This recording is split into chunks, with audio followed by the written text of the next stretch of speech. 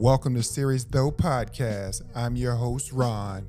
Each week, we'll dive into topics that matter to you, whether it's harnessing your tech, hacking your habits, or just making sense of the world around you. Series Though. Let's dive in.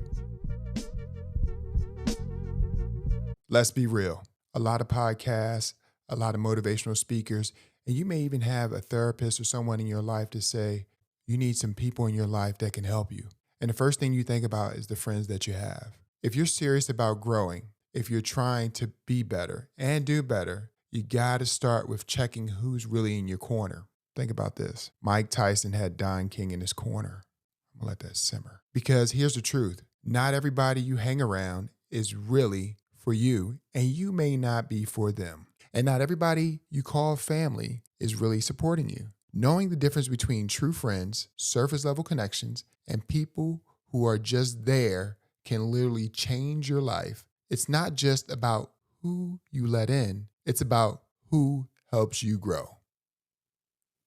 Let's dive in. Here's my thought.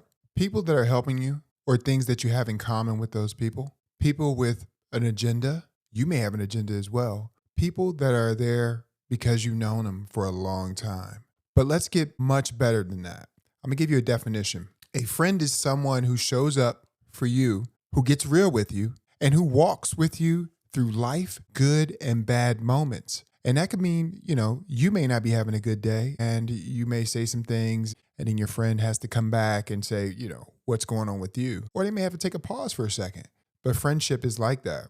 It's not going to be perfect at all. But that's the definition of friends. And on the other hand, an associate is someone you might work with, go to school with, or see around, but the relationship stays surface level. In some cases, that might be someone that you hang out, you may go partying with, but you don't have that close bond. And that's okay because you know where you stand, or you should know where you stand in that relationship.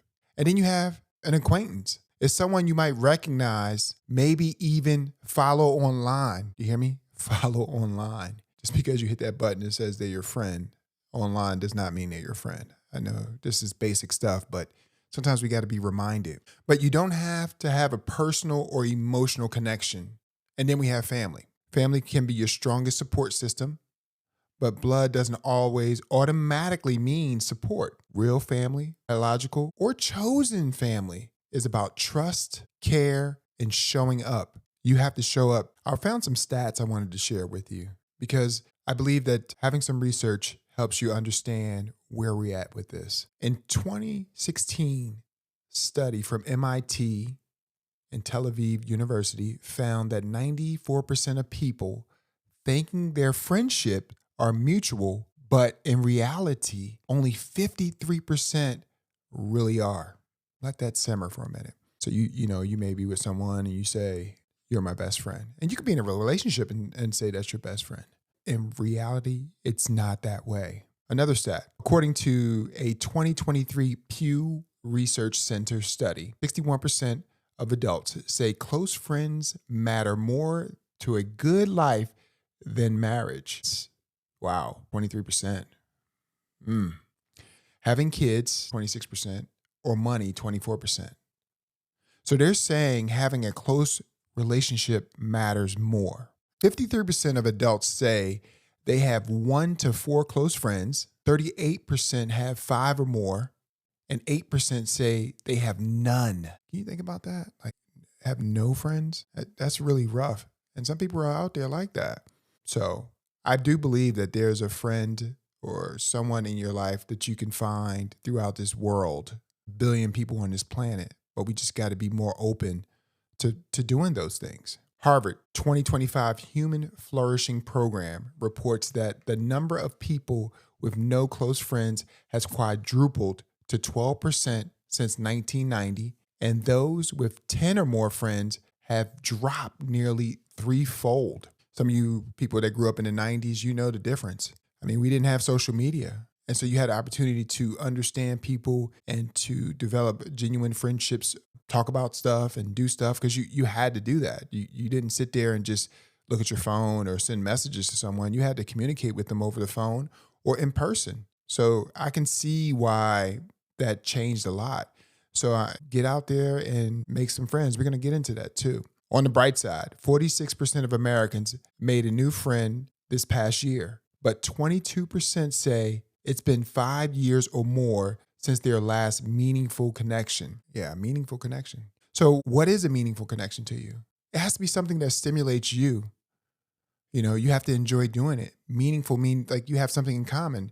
You know, you could have pickleball in common. You can have, you like collecting electronics, anything in common that helps to build that relationship. I want to emphasize that hanging out and partying, you can be in common with anybody. So keep that in mind. We know why friends are vital and how they enrich your lives, but friendship, it's not like houseplants. You can't just water it occasionally and hope for the best, even though, surprisingly, some are resilient. So what can we actually do to build and maintain awesome connections? And what happens when they're not so awesome? We're going to get into that. So here's a formula that I think you can use to building a good, lasting friendship. You got to start by being open and approachable. That's really the hardest thing, right? Because we all have our set ways of doing things. And sometimes we may say things or do things that don't make us approachable. But you got to remember, you got to be open if you're wanting that friendship. Especially if you have I always go back to, you got to have something in common ground. You know, you find common ground of something that you both enjoy. And that's the foundation of building that open and approachability. You got to invest time and effort. It's not that plant that you just sit there and water once in a while and then miraculously it keeps growing because it's just resilient. No, you have to invest time. You got to do things that friend wants to do, and they do things that what you want to do. But you have to enjoy it. Don't force yourself to do it. If you're not enjoying it, let them know. Or if they say something that you don't agree with, you got to let them know, because holding it in, it doesn't benefit you, because then you're just putting them into that acquaintance box. Good listener. Are you a good listener? Are they listening? Because I think sometimes in friendships, you have to have someone to listen to you to understand who you are. Because sometimes you may not even need a comment back. You may just need to get something off your chest just to talk about it. But on the other hand, you may not be a good listener yourself. So practice those skills. Because sometimes people want to say something to you, but guess what? It's all about you. That's not how it works. You got to also show vulnerability. And this one is really tough because we all want to seem like we're strong and we got everything together and we can do it and this is the best. But guess what? When you're vulnerable, that shows people that you do have emotions. You're not an AI robot. You're not just doing it to be an associate friend. Vulnerability. Even when you disagree. Because I think that's the main thing that causes friendships to break up. You can have a great foundation, have things in common, invest the time, all those things. But the vulnerability sometimes separates friends, because once someone is vulnerable, the other person may not enjoy it, or it may be too much for them. So you gotta pace yourself with that. Offer support. Be there during the highs and lows. Celebrate the wins, even if the wins are something that you think are dumb. And let me explain. Say your friend, they made a cake, but the cake is trash. But that was the first time they made a cake. You got to support them on that win. You see what I'm saying? Think about that. Not the cake was trash, but they made it for the first time. They done it on their own. They're getting more skill sets, or they're doing something different. That's the offering support. Be authentic and reliable. Sometimes, I may not be reliable, or you may not be reliable. But the authentic piece, I think sometimes we can go a little bit far being authentic because some people can't handle it. But that means they may not be your friend. You see what I did there? So when you're authentic and reliable, that will distinguish a lot of things from other people, like associates or acquaintance, or just family that just doesn't want to hear what you're talking about. Because if someone is sharing something with you, you may not have to say anything, but it may be your duty to be authentic and reliable at that moment in time. Let that simmer in. Navigate conflicts and forgive. This is probably one of the ones also too that's a little difficult at times, navigating conflicts, because no friendship is perfect. And sometimes you may send that text that's misunderstood, but then it just ends the friendship because no one wanted to go deeper into it because guess what? I'm not going to be vulnerable. I'm strong. But that's not the case, right? Those conflicts are things that can help you bond together and be better people together. So when you do have a conflict, right, you have to figure out what happened. Why did you say that? What's going on? Why are you feeling this way? I thought I thought it was this way and that way. But forgiveness, I think forgiveness for me is the hardest thing sometimes, man. For a lot of people, we say we can forgive, but we don't forget. Okay. Why not forget? Because when you forget and forgive, it allows you to move on and be a better person, like I talked about at the beginning, and do better things. Because once again, no one is perfect. No one has the right answer. The next one is respect boundaries and growth. Yeah. I think this is another way that we lose friendships and they turn into associates or acquaintance is because respect boundaries. If someone has a boundary or something that's a hot topic for them, respect that. If they don't like talking about religion, but you do, respect that. And then when someone grows or changes on you, the best analogy I ever heard was when a rocket goes up in the air, it get rid of its boosters, right? The boosters come off. So what took the rocket up in space doesn't stay with it. Same thing. People grow, people change. And this is where you lose a lot of friends or even family because change is something no one wants to hear, no one wants to do because it makes you vulnerable. It's awkward and people are just like, hey, you know what? It's easier not to even say anything anymore. I'm just going to just abandon ship. But if you're a captain of your friendship, don't abandon that ship. Grow with that person. Or just respect that growth that they have. Because if you started off on the foundations of the things I talked about at the beginning, then when they change, it shouldn't affect you in a negative way. So for me, that's a formula for a friendship. So if you're not hitting those points, you're probably an associate.